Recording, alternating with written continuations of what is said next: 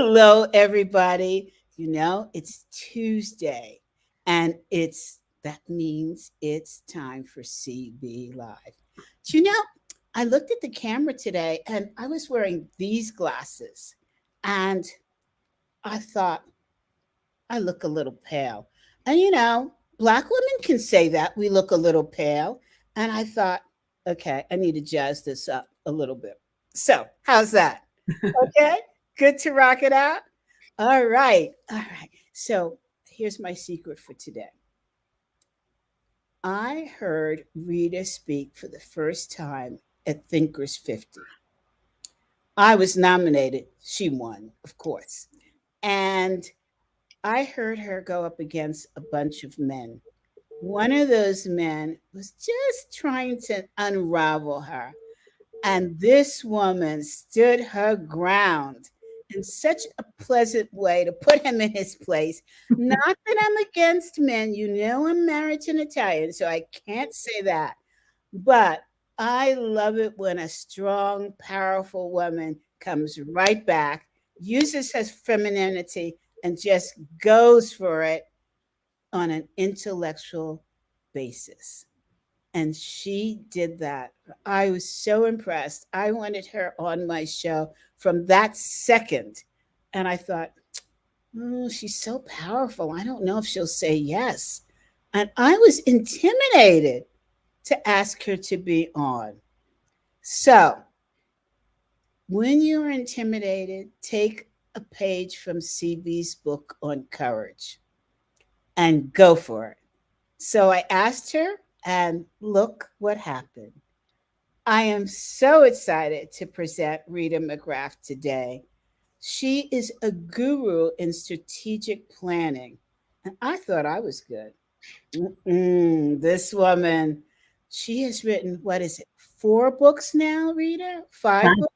5, yeah. 5 books. And her latest one, please show it, Rita.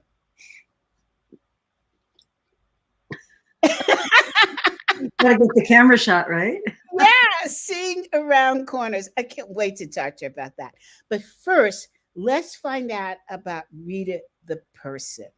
Rita, introduce yourself. And when I say that, I mean tell me about your childhood and how you got to where you are. Well, my parents were immigrants from Germany. They were both scientists. So I grew up in the kind of house where any question over the dinner table could be settled with something out of a book. That's kind of the mode that we were in. And we always had a lot of arguments about, well, not arguments, but, discussions about which fact was right or not. So I grew up in that sort of household, very much respecting research and science. We moved the family from New Haven to the Rochester area because my dad took a job initially with Xerox and then with Kodak. I was going to say Kodak. Yeah, totally.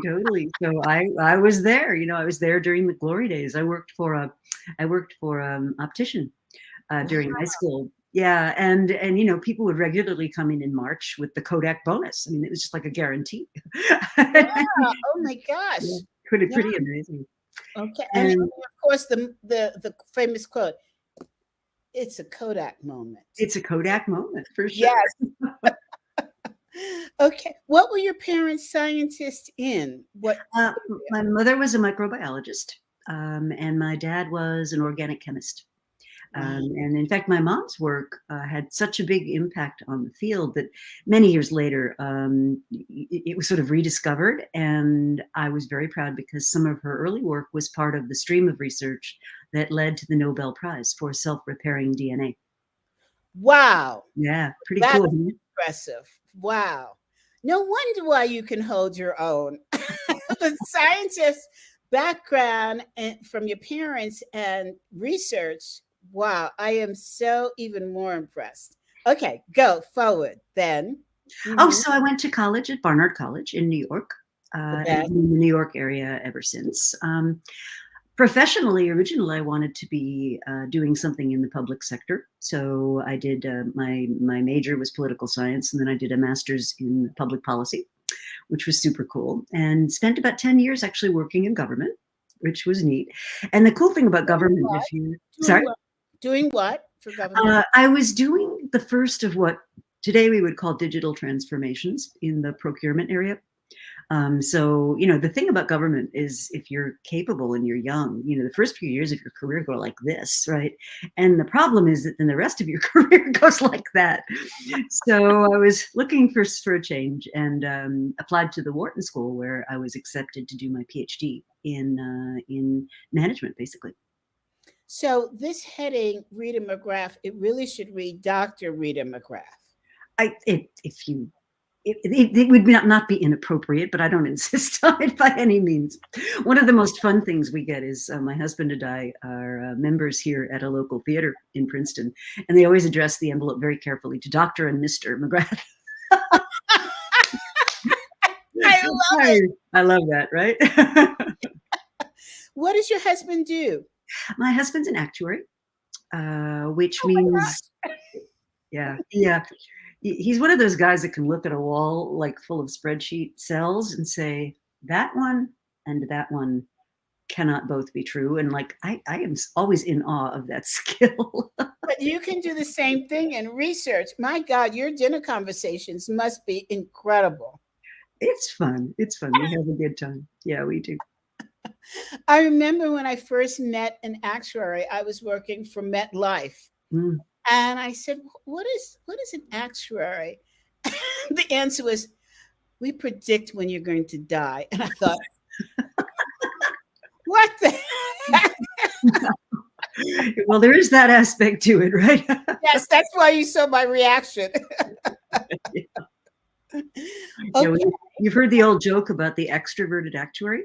No, what's that? He looks at your shoes when he's talking to you. I like that. So then, okay, how did you guys meet?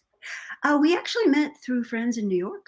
By then I was working for the city of New York in my government job. And one of my best friends from college was dating a guy who reported to my husband. And so that's how we met. What a way to ensure your job, huh? Right? Okay, so all right. So then you went to Barnett, one of the best, and then then to Wharton, another one of the best. And then what?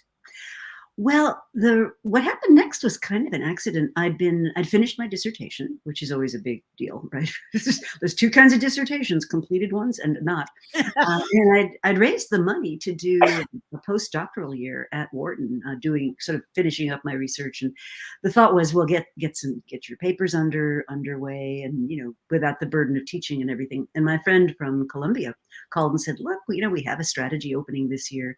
Why don't you come along and give a job talk? It doesn't hurt you. And then I hadn't planned to be on the market for another year.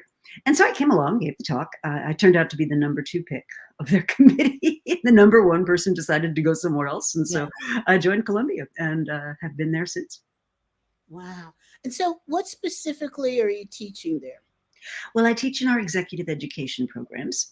And I teach, so I have a 1-week program that I run called Leading Strategic Growth and Change, which, as the title suggests, is for people facing issues of needing to change or needing to grow.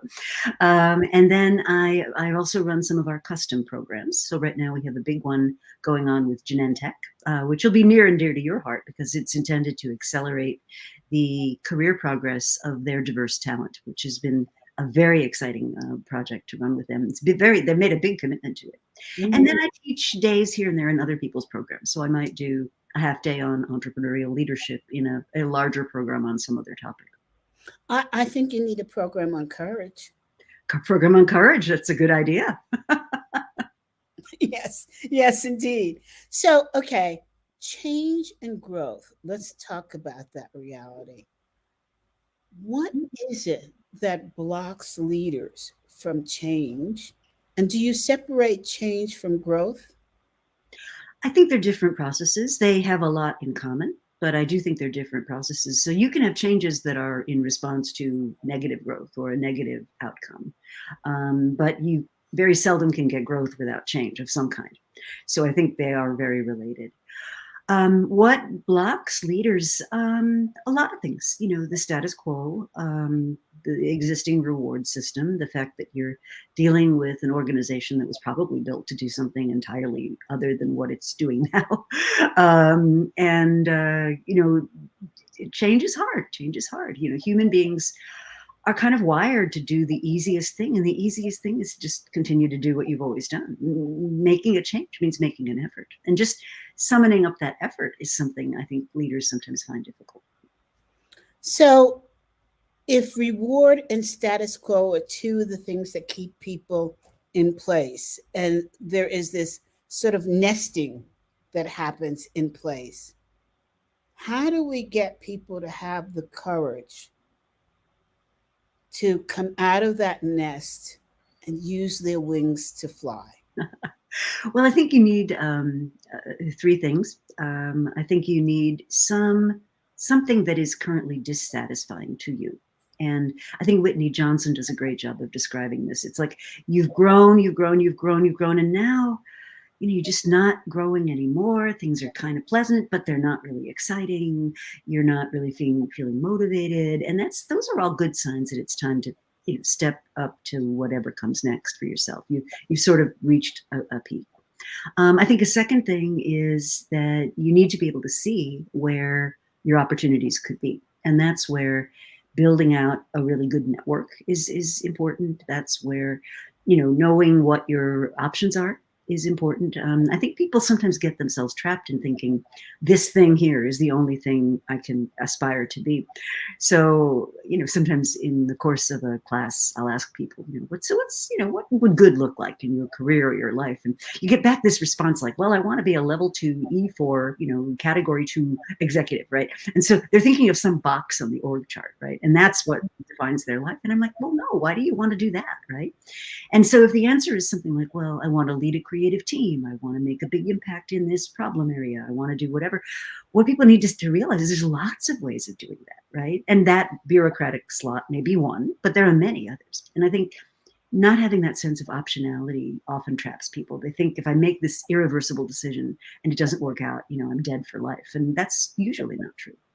And then I think the last thing is you need a way of managing the transitions, right? You want to be able to bite them off in chunks that are manageable for you. And one mistake I see people making when it comes to courage is they try to go too far in one big leap, right? Whereas a lot of times there's a lot of preparation that's necessary before you can make a great big leap, I think. And it's like a two-speed process, rather, I think. And I don't know how you think about it, but definitely there's a lot of sort of tinkering around before you actually get to the point where you're now going to go for it. Yes, actually, the platform that I use is one that I created, and I'm writing a book about it. Is that it's a 6-stage process to get to actually implementing courage. And you're absolutely right. People just like the first thing that happens is people wait too long. Mm-hmm. They wait until they are so stuck in the quagmire that they don't see a way out. Mm-hmm. So that's the first problem I have that I see. And then the other thing is that they've waited so long that they feel that they just must jump right now and go for the whole thing, the whole 9 yards. And if it doesn't work, it's because the 9 yards weren't laid out correctly and there were just too many blocks. And so therefore, let me go back into my old comfort zone. And of course, none of that works. And it's ironic that you said dissatisfied. I love that you said that the first, but it's a shame that we have to get to that point of dissatisfaction.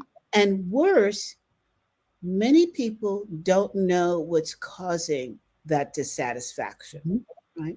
So I just spoke to one of my assistants this morning, and it was one of those tough conversations because I had noticed that her commitment was dwindling in my thinking process. Work just wasn't getting in on time and there wasn't the communication. And I thought, and I knew what had happened because she's in the Philippines. And during COVID, she was working from home and that's when we started to work together. And, I had her attention 100%. And so I said to my husband, I, I don't want to have this conversation, but I know I must have the courage to have it. So I said to myself, just before we started to talk, I said, okay, what are the positives? And so I said, all right, so that's the beginning of the conversation. So I sat and I said, so let me just say to you, this is what I so appreciate about you. Mhm. And it was all true. And I could see she was really quiet because I know she was waiting for the but. Mhm. I said, and so here's what I see happening. Mhm. And then here's what I see are the options. Mhm. And I could see her eyes like, wow, I have options. Mhm. And I said, so the options are because you've gone back to work physically and you can't take on the load that we have for you. I think some of your options are to hire out. You know our system, you know what we're doing, and to communicate, Mhm. right? So we could start there. And the expression on her Mhm. face, it was like sunlight came. Mhm. And then she said to me, CB, I wanted to talk to you about my professional development. And I was stunned because normally we don't think of people being on 1099 as thinking of professional development. And I said, of course. And one of the things she said to me as we were talking, she said, you know why I like working with you? And I said, why? And she said, I feel appreciated. Mhm. She said, it's so nice to have the compliments and the direction and the appreciation. And I said, well, thank you. And she said, and it's made me realize I am probably not happy where I am. And I thought, oh my God, I didn't see that coming. And so I said to her, well, it's really hard when you experience working with appreciation and then you go back and you're considered a bean counter. Mhm. I said, so you've had an opportunity to really see what it's like working for yourself and to have great clients and so on and so forth. And I think, as you said, Rita, so many people are unhappy, but they don't have the network to figure out there's other opportunities. And because they don't have that, they don't have in their head the fact that there are other options or additional options Mhm. out there. Yeah, I would agree. And I love the title of your new book, Seeing Around Corners. I'm kind of jumping ships, but, and I haven't had a chance to read it yet, I will admit, it's on my list. But the title itself, and I love the illustration, I'll show it to you said, one more time. yes, That please one show it there. again, the maze that you go through. I would love for you to talk about how do people see around corners, and this links back to what we're talking about. If you don't have a network, or if you Mhm. don't have a system of appreciation, or you actually don't even know that there's a corner there that you Mhm. can turn. Mhm. Talk In to your personal life, you mean? I personal or work. Mhm. And Well, I'm thinking work right now. yeah.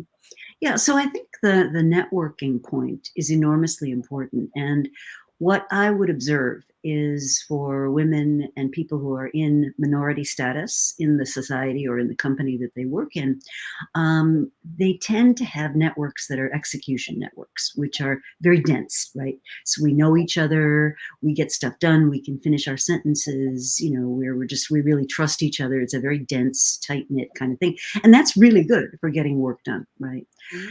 It's not so good for finding new opportunities because everybody in our little execution network all knows the same thing. So there's not new information coming in.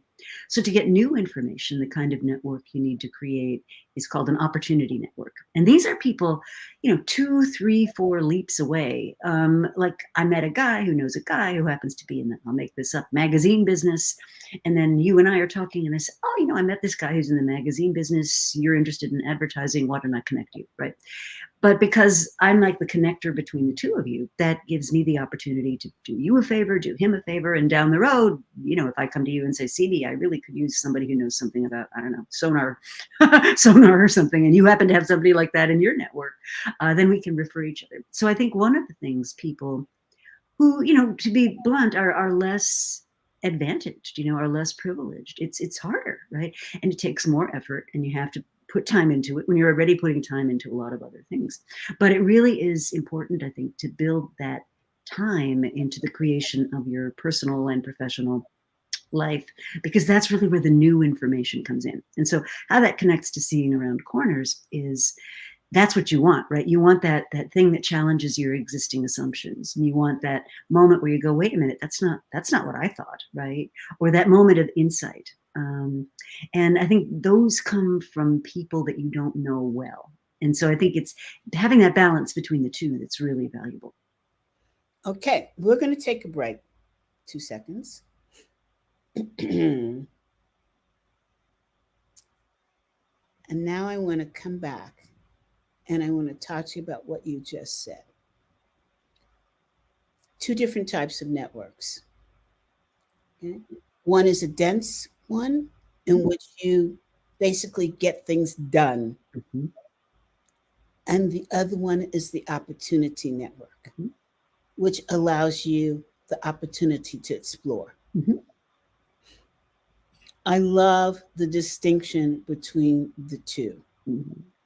And I want to focus on this opportunity network because you said something about it's almost like a privilege Mhm.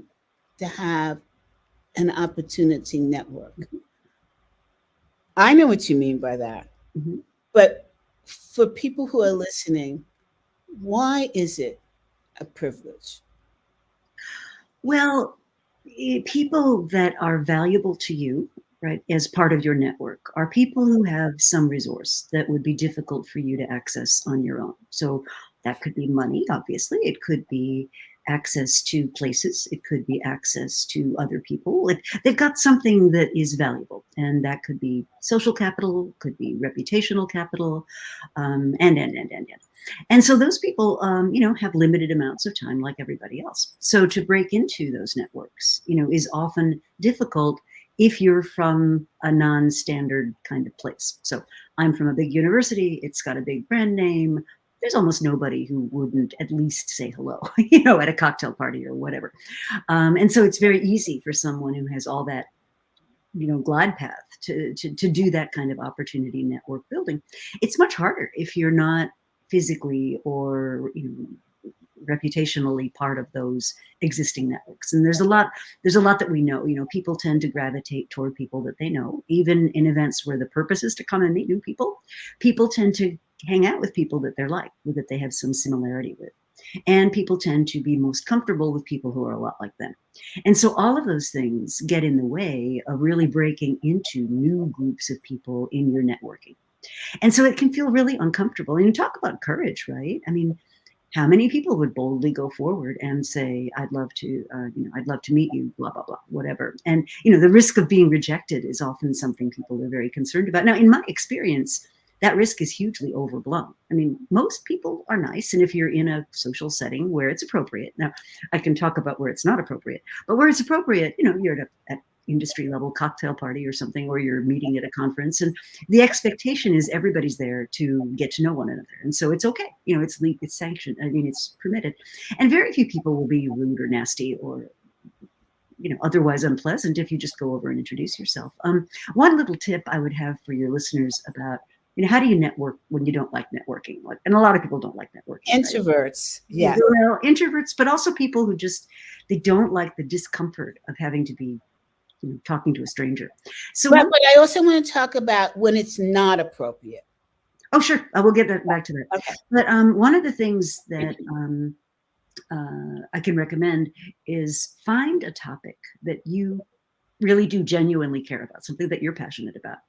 And then when you are in a networking kind of situation, don't just say, hi, I'm Rita, blah, blah, blah, but say, oh, I've do your homework so you know who's there. But in assuming this is in the ballpark, say to somebody, oh, Mr. Smith, I read your article about, I'll make this up, microbes.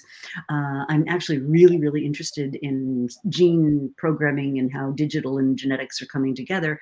And I wondered if you might be willing to give me some guidance or some advice. People love to give advice.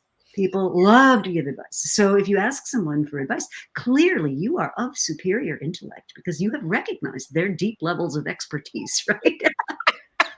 Yes. So, okay.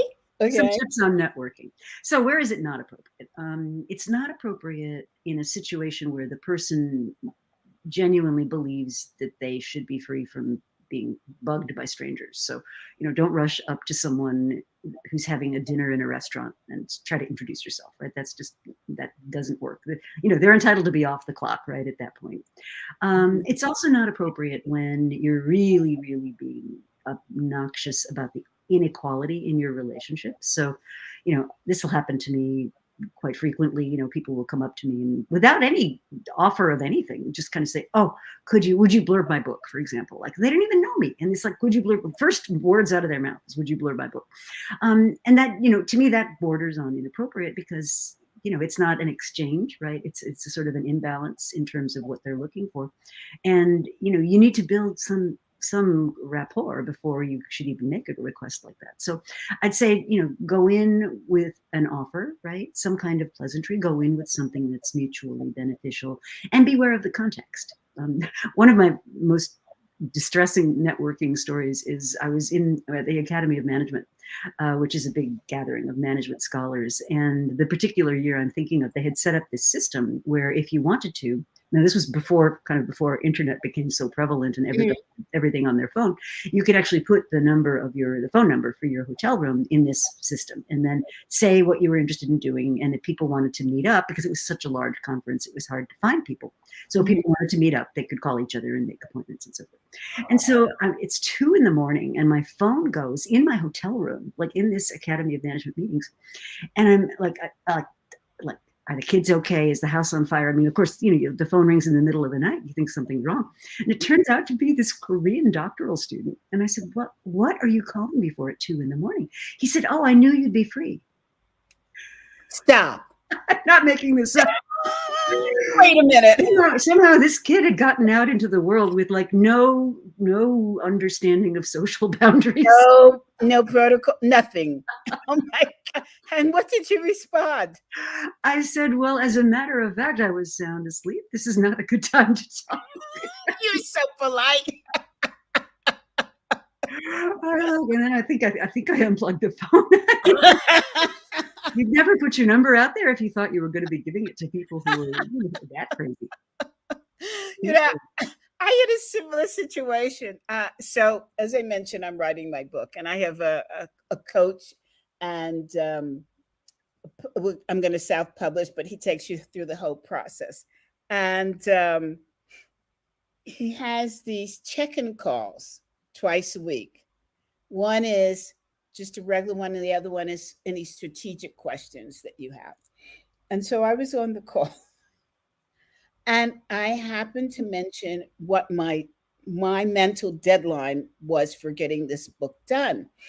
And I said, I wanted to be able to, when I go to Renaissance Weekend this year, I want to be able to say my book is almost ready to be published, Mm. right?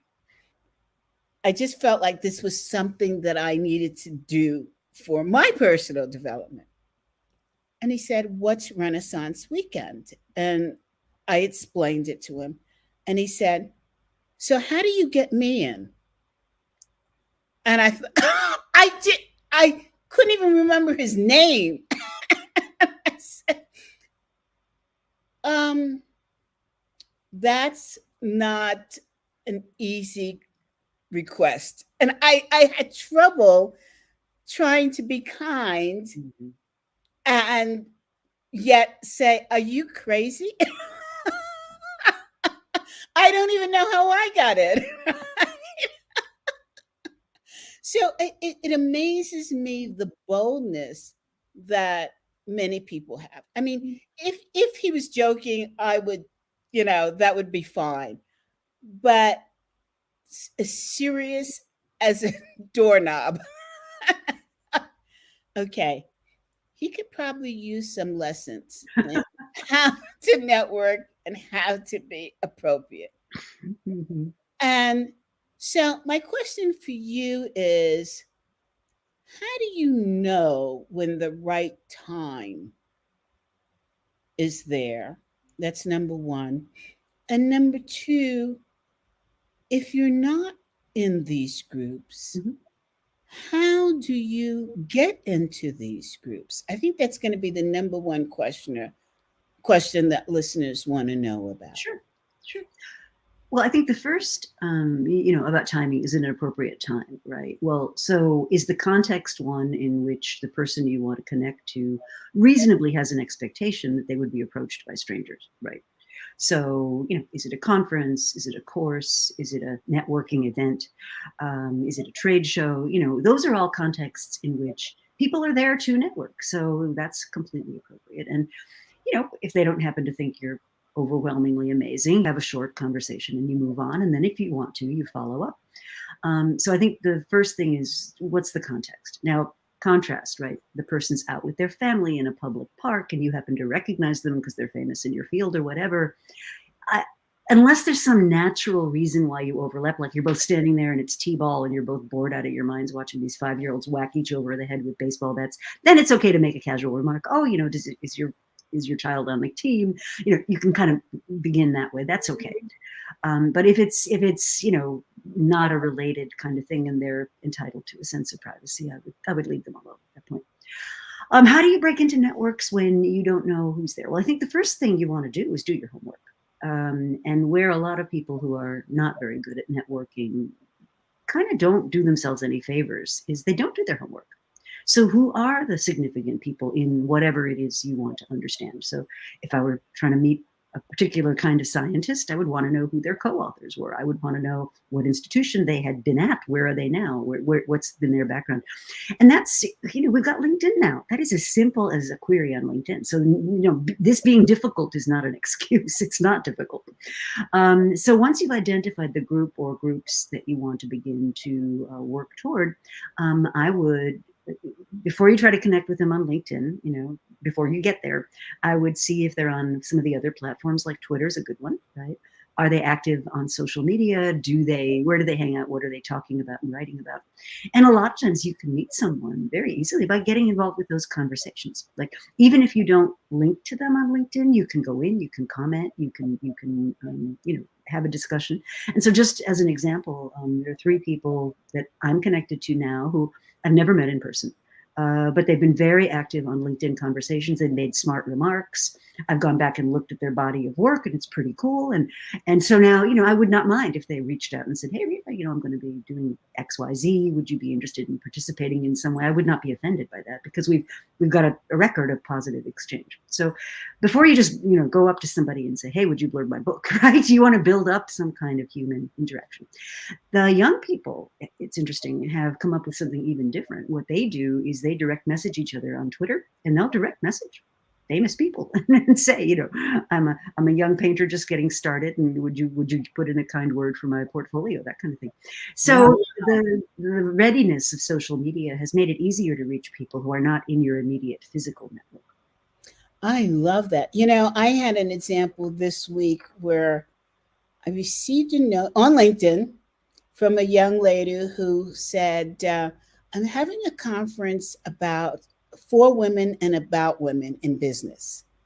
And I'd love to talk to you about it. And I thought, okay, that's an incomplete message. Right. So I wrote her back and I said, what would you like to talk about? Would you like for me to speak? Would you like advice on how to put it together?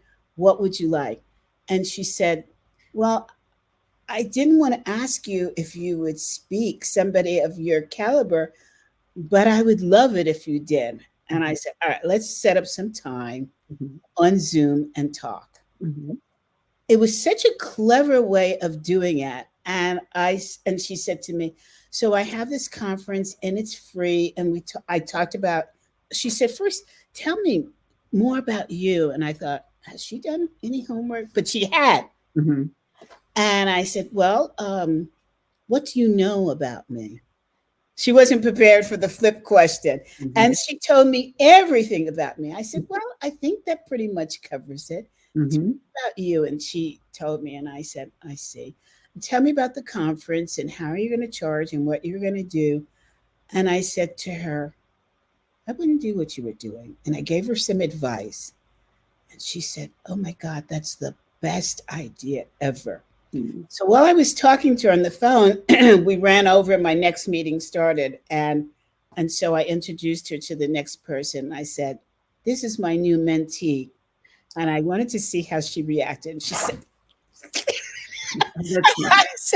she was so darling about it. And I thought I would love to support this woman. She's in South Africa, Mm. and she's really interested in helping women break through in business. Mhm. And I said, and by the way, there's a new book that I haven't read. So I'm behind in my reading, as you know, and it was this one. And she said, that is so fabulous. I said, I can't recommend it because I don't know, but I love the cover. Oh, I love totally. the name of it. It was so me. I said, uh, let's start there, right? Hey, Rita, I want to go back to you now, and I want to talk about your website. Oh, sure. And I love that you said doing a better job by seeing around the corner, Mhm. which was directly to your new book, Mhm. which audience I can't wait to get. So, Rita, show it again. Oh, sure.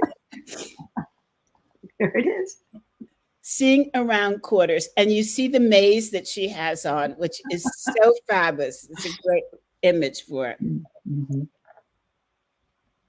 How can people in business see around the corner? Now, before you answer that, when I was coming along in business, it was very trendy to have an R&D department. Mhm. That at that time, that was really looking around corners to see what new products and services you would come out with. And of course, the Fortune 500 company, they were so into it. I worked at General Foods in branding and marketing, so familiar with it. And then that sort of disappeared. And fast forward, we had COVID, and nobody was prepared for a new product, a new service, what to do. They did not see around the corner. Mhm. Tell me your advice on how organizations, particularly corporate America, without giving away the secrets of your book, how can they see around corners? How can entrepreneurs see around corners? How can they protect their investment?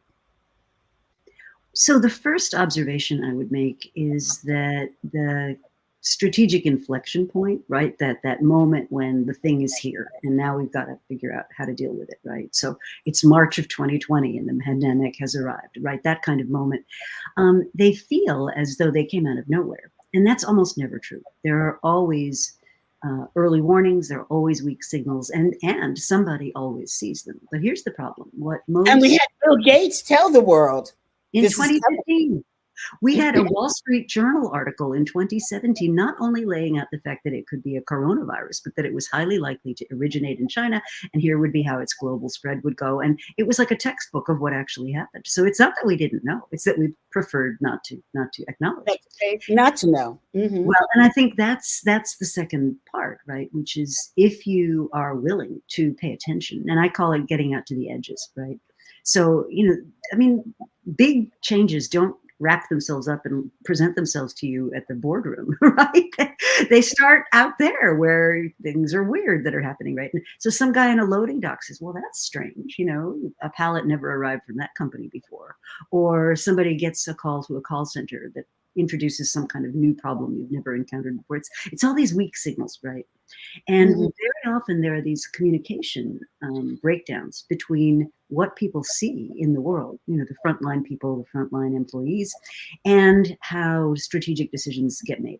So there's this big disconnect, right, between what people are seeing and what gets into the strategy conversations. So I think a couple of things to recognize are, first of all, these things take forever. And so, we had the Jetsons in 1962 promising us robotic autonomous cars, right?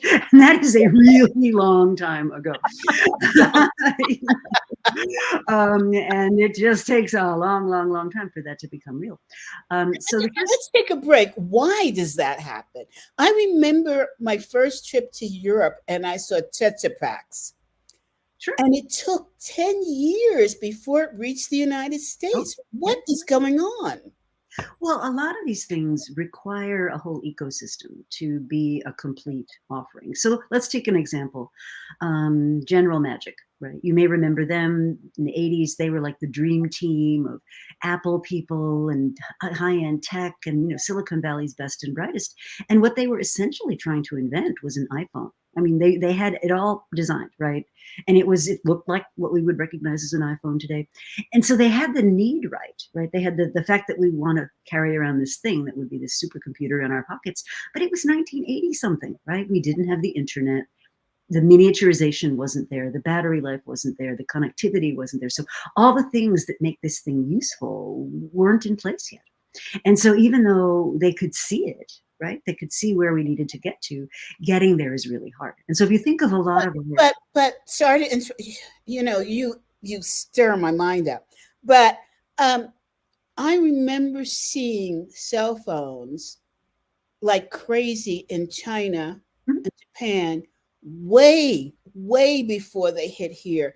My question is, but why is it taking so long to get to the United States? And because of the ecosystem. No, it's because of the ecosystem. What happened in Japan is you had a common cell phone standard set by NTT Docomo, just as an example, and similar in China.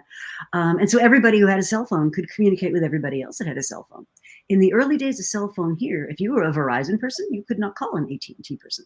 Right. And we underestimate how long it took to get those phone giants to operate interoperably. Then the next thing was, so if you're a Verizon person and I'm an AT&T person and you call me, it's going to cost you more than if you call another Verizon person. That was the next wave, right? And so everybody was super I don't want to make calls across networks because it's really expensive. And it took a long time for all that to get sorted out so that I can now call you seamlessly on a phone. And even today, the kids have the message box is green if you've got a Google phone, an Android phone, and it's blue if you have an iPhone. And apparently this is a big status thing for the kids. I had no idea. And so they put pressure on the ones that have green dots, put pressure on their parents to get them iDevices. What a riot. Where do you find this information out? Who would have thought, right? Okay. Yeah. So, okay. I still am going to challenge you back. Why is our ecosystem so archaic? In which area? In the United States, in many areas that we take so long. Yeah, well, in the US, we have a long tradition of letting markets sort things out rather than having a government entity or a regulator say, this shall be done. So, for example, with cell phones in Europe in 1992, I want to say, the Global Standard for Mobile Communication, or GSM standard, was put in place, and all the European countries signed on. Therefore, all the companies like Sonera and Nokia and other companies like that in Europe now knew they had a standard that was settled, right? And now you could build out the infrastructure on that standard. Here in the US, we tend to let markets figure these things out. And so it's very chaotic. You may remember a few years ago, we had the HD TV versus Blu-ray, big, Yep. standards battle. And it wasn't until Walmart and the other retailers said, hang on, as long as there's no standard, nobody's going to make a significant investment in buying this equipment. And so we're just going to decide it's going to be Blu-ray. Boom, done. And all the people on the HD TV side of that battle lost out. But a government did not come in and say this shall be done. It's a very much more of a market thing. And it takes a much longer time than if you have somebody who decides. Now, the benefit of it, right, is that you have more market-oriented solutions. But the negative is it takes everything a lot longer. So if you look, for example, at broadband infrastructure, and you look at Korea, which has made a nationwide commitment to universal access to high-speed, high-quality broadband, they're acres ahead of us. Now, this is another seeing around corners thing, Bo, by the way, and I channel here William Gibson's phrase. He says, the future is already here. It just hasn't been evenly distributed yet. So if you want to know like what's going to be the case in broadband and virtual and, XR, VR enabled, to take a trip to Korea and go look at what they're doing, because that is where the future is already materializing. So the same thing, and we have to go back to talking about your book. The same thing is happening then with crypto. Mm-hmm. Okay. Mm-hmm. So what is your prediction, and where do you see that going? Again, it's an incomplete technology. I think we really struggle to understand, what its real value is. We're already finding the early evidence that these things can be hacked. There's a lot of stuff that can go wrong with these sort of immature technologies. Now, boom, right? And then a bust. And then the survivors of the bust are where you start to get the reality coming in. And so not so much in crypto, but in other blockchain-enabled places, we're seeing that technology now be used in real applications. So IBM, for example, has really got a lead on how you use these blockchain techniques to do things you couldn't do if it had to all be managed centrally. So do you see cryptocurrency being a real thing here in the United States? This is where I'm going to say another thing about seeing around corners, because what a lot of pundits will do is they'll make a point forecast. They'll say, this is the future, follow me, right? And what I prefer to do instead is say, there are scenarios in which, yes, absolutely that happens, but there are also scenarios in which it doesn't. And what I want to do is say, these are 4 possible, or 5 possible, or 10 possible futures. And I want to work backward and look at the signals that I can see right now to see which one seems to be winning out. And it's opening your mind that way to the possibility of multiple futures that I think is part of the seeing around corners magic. My God, you're like a modern day Faith Popcorn Plus. Okay, going back to your book and talking about seeing around corners. In business, how do we do this? Well, in the book, I lay out one technique, which basically says, if you think about the future, there are events I call time zero events, something that represents a significant shift from where we are now to where we are in the future. So I'll give an example. Appetite for a traditional 2-year MBA is cut in half. Only half the kids are applying that used to apply. That's the time zero event. Mm-hmm. And what you want to do is say, well, if that were to happen, right, there's an awful lot of schools that would have to completely rethink what they're doing. Either they drop the MBA or they substitute it with some other degree, but there's actions they would have to take. But before that could happen, right, if you go back in time, there's always things that tell you whether it's becoming more or less likely. So for that particular time zero, I'd be looking at things like, what's the interest, in hiring MBAs? Because, as long as interest in hiring MBAs is still strong, people are going to still get them. But if the interest in hiring MBAs drops down, that's a problem. Secondly, what do we pay people who have MBAs? And if your MBA degree gives you a boost versus you get paid pretty much based on what you were doing before the MBA, then again, it's a negative. So you accumulate as many of these weak signals, and then you watch them over time, and you say, which ones are starting to materialize. And this is where the courage part comes in, because some of what you're hearing could be really bad news, right? And you have to be willing to be open enough to accept that and understand what it's telling So, Rita, let me ask you a really challenging question. you. What's the time zero for the increase in killing in schools, mass murders in schools? What's going on here? The time zero? Mm-hmm. Well, What?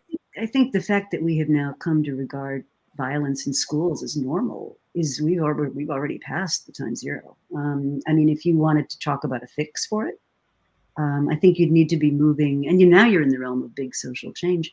I mean, the pressures that would be for measures to more safely manage guns and would have to be greater than the pressures that argue against that. And so I think the what you want to be looking for is something that is more powerful than the argument that keeps things the way that they are.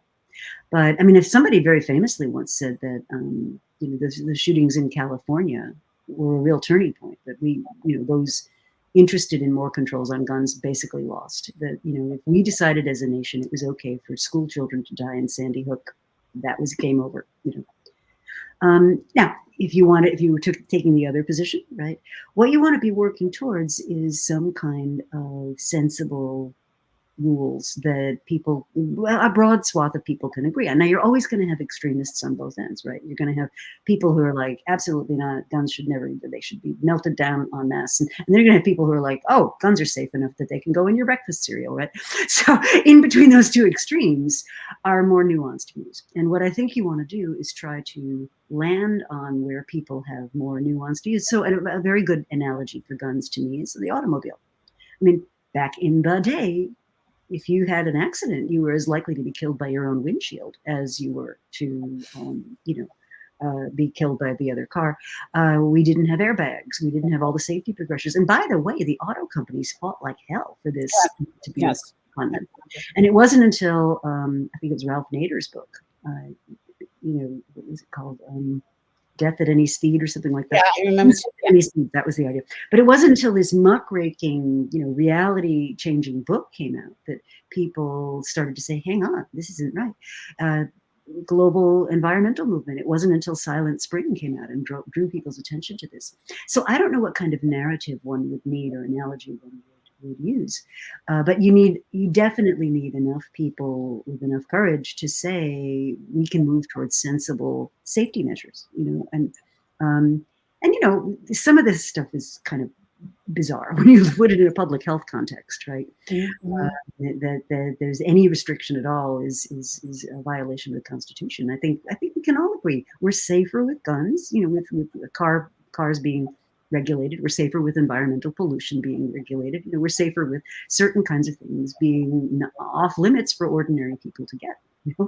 Yeah, and the crossover is our people in the United States, our country, that feels that the government is stepping in just too much, Mhm. right? So, and I wondered when I asked that question, is the true answer, as you look back and you see, for example, the automobile industry, and you saw how many people were killed just by their own car Mhm. alone, and you realize that there were safety measures that you could put in place. Mhm. With this that we're going through, these mass murders, and of course, the government now saying that we are now giving credence to the term mass murders. Are we looking at the wrong thing? Is it guns that we should be looking at?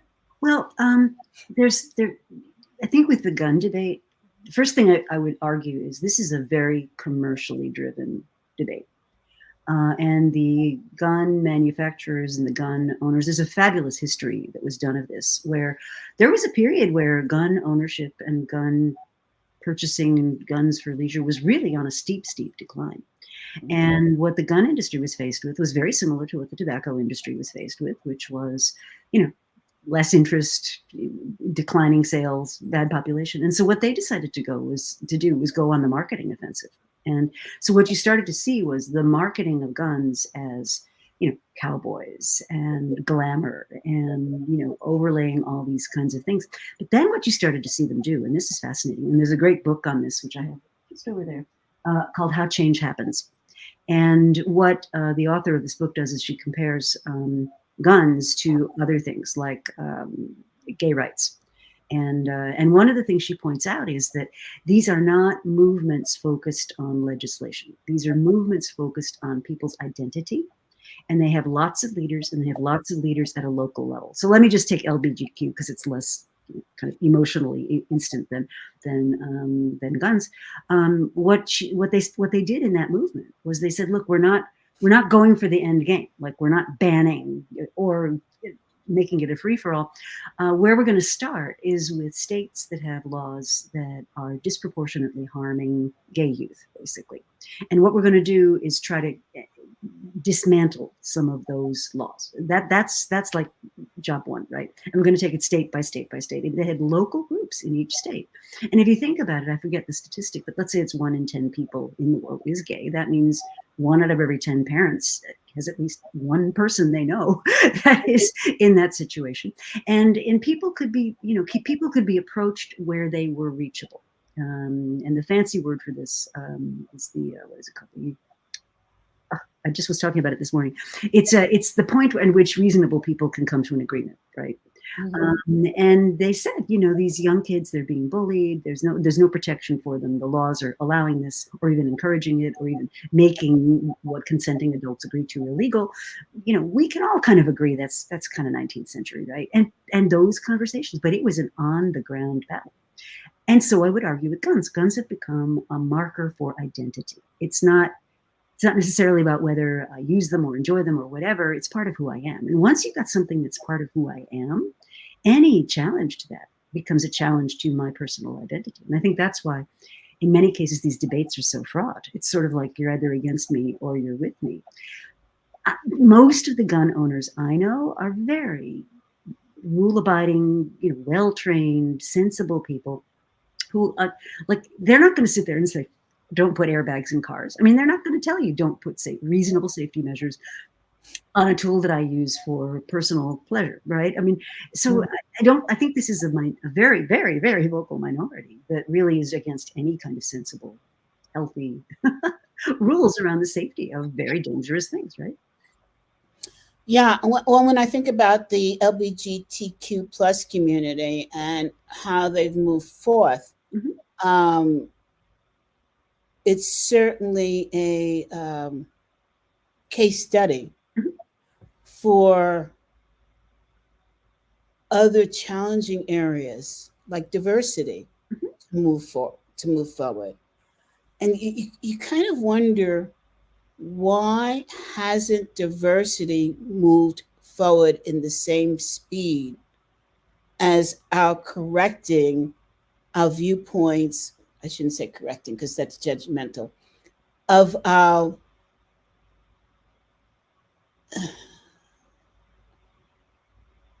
opening our minds to hearing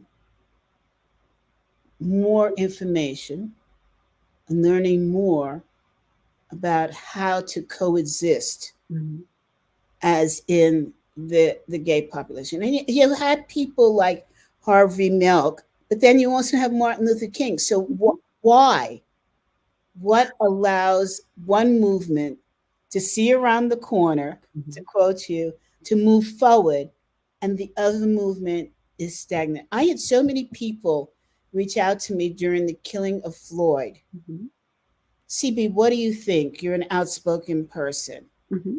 And I said, well, it's not that I'm just outspoken. I have lived through Malcolm X and Martin Luther King and so on and so forth. And sadly, the memory is short. It's like having a child. The pain goes away. The concept of pain goes away. That's what the issue is. And somehow the concept of pain with LGBTQ stayed with us. Why the difference? Why aren't we seeing around the corner so that we can get to a healthier place? Well, the person who's more of an expert in this than I am is a gentleman named Robert Livingston. He's at Harvard. And for those that are interested in this, he wrote a fantastic book called The Conversation. And he talks about needing to go through several stages. And the first stage is to recognize that there is structural racism in this country that a lot of people are very reluctant to acknowledge. And it's easier to tell if someone is a Black person or a colored person than it is to tell if It's they're a true. white person, right? So there's that.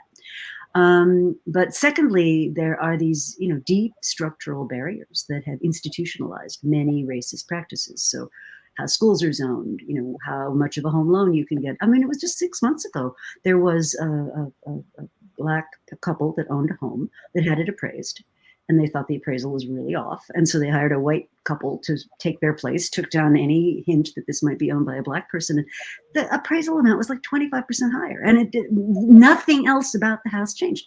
And I mean, that's structural, I have one to tap that one. Sorry? Oh, I have one to tap that one. When I sold my house in New Jersey, there was a sister house that was next door. So the man who built my house built two houses that were identical for his two daughters. Mhm.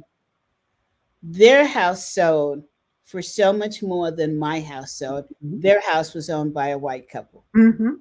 Mhm. And Zillow was at fault because Zillow priced them differently. And I contacted Zillow and Mhm. I said, why are you doing this? Mhm. This is the situation. And my house was actually in better shape. Mhm. And they said, it's what the market will bear. Mhm. That was their answer. Mhm. Well, so I think what Robert's model suggests is we first have to acknowledge that these Yes. things are real. I mean, I think that's just I would hope a lot of people are not still in denial about that.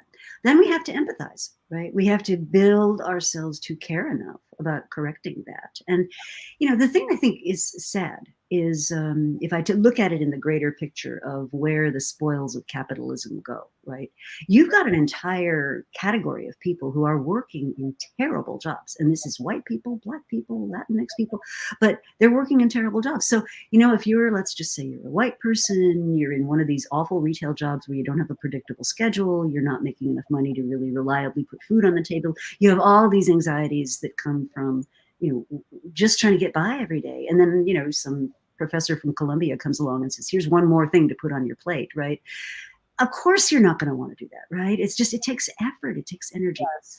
And then what Robert talks about very explicitly is you need strategies. So what are some strategies you're going to use to correct some aspect of the situation that you're facing?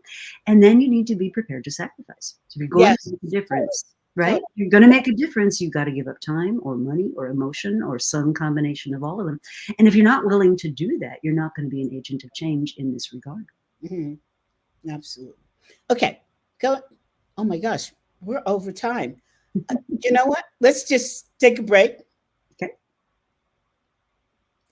And I'm going to do part two and continue the conversation. Okay. So I just want to spend some time, really. I keep saying this and then we go off onto another subject, and it's because it's so great talking to you. I love this.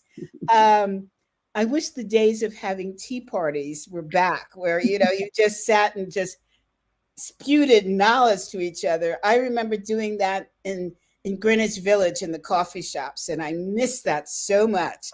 And don't you dare ask me my age after that comment.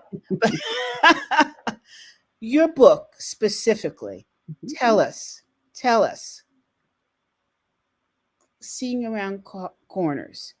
Let's go back to how can leaders do this?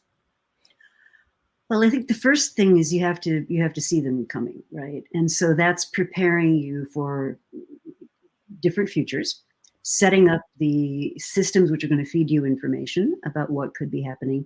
And then, when you get to this pivotal moment, and this is where the courage comes in, right? Saying, okay, I see enough now to have confidence I can move in this direction. And have the courage to make the changes that are necessary. And then there's the question of how do you bring the organization with you?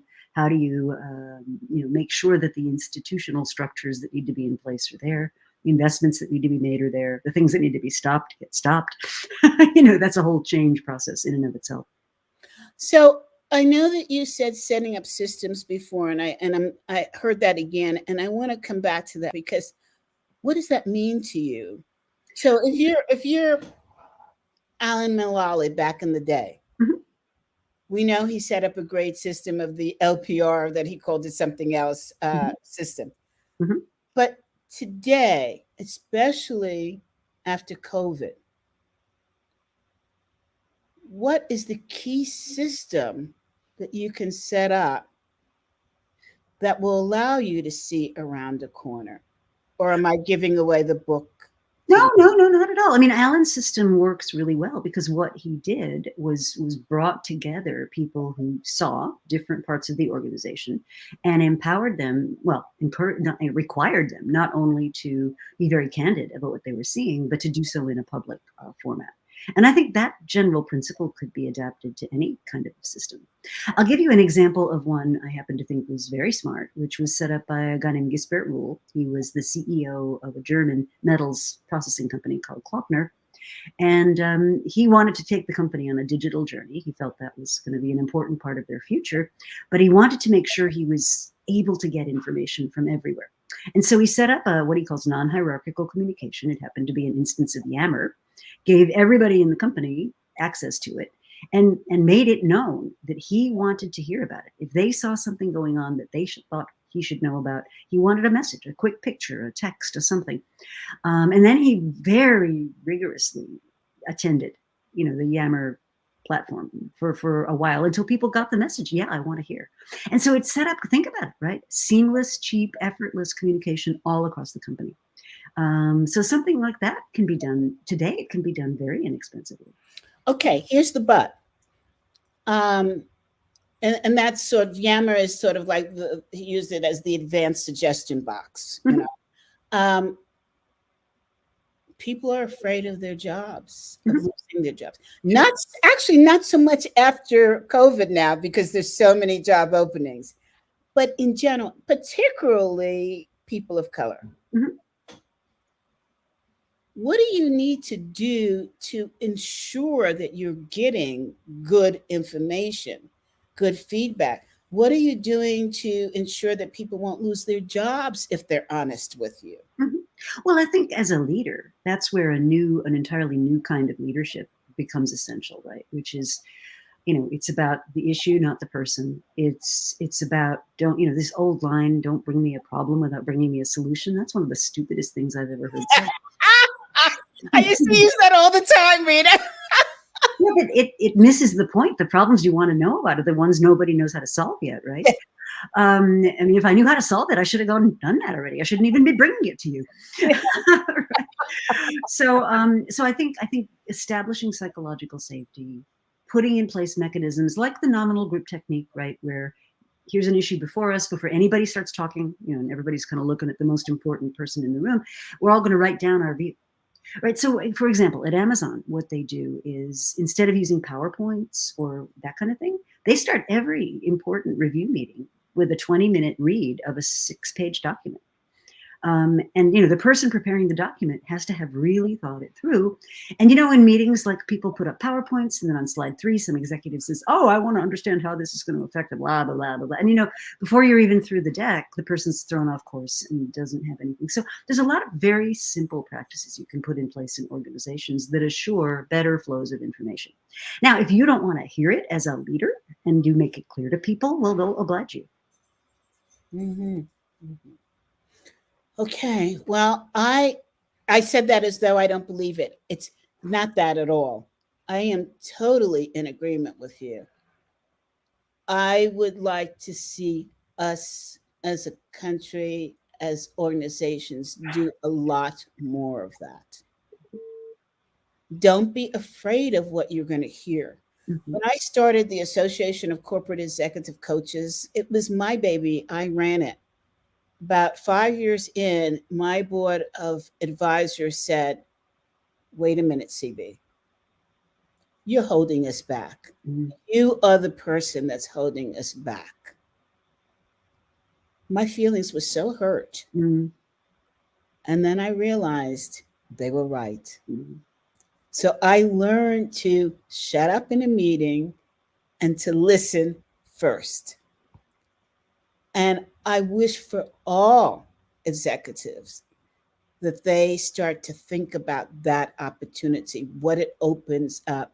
It does allow you to look, you can't see around corners by yourself. Mhm.